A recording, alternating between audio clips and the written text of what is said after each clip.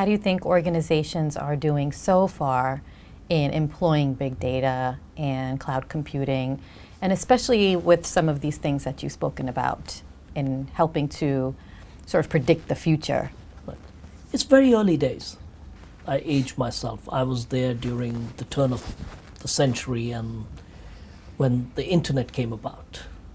The first challenge really is, for most of these organizations, how do you capture the data? Right? Because you have data from the shop floor, the machines, you have data from point of sales, you have data from logistics, you have data from social feeds. You have all this data. A, what part are you capturing and how are you capturing it? Two, how are you storing it? Is it even accessible? And A, if it's accessible, is it even accessible in the time frame you want it accessible? That's why a lot of databases are moving into the operating system to give you direct access, but then there's limited amount of storage in the operating system. So what data goes there, what doesn't go there?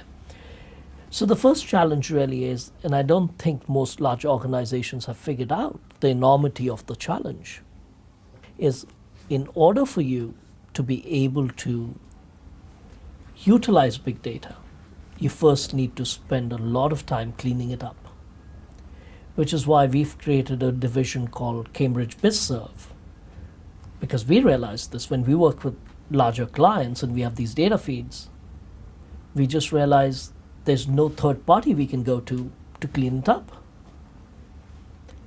Then is the whole infrastructure of scalable computing that I think is evolving, and you have people like Amazon Cloud Services, you have a bunch of players that have come in, Microsoft Cloud, the cloud's everywhere.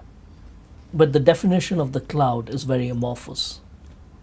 For someone, it's a server with an internet connection. For someone else, it's something different, right? I think we are evolving, but we are probably a little more evolved on the hardware side than we are on the actual data side. Then you have the visualization piece, because now you have the data. How do I visualize it? How do I store it, visualize it? What do I do? So those are real challenges. And I think today people are looking at it as the tip of the iceberg. They want an immediate result to show ROI. The problem with immediate results are you've not solved the problem.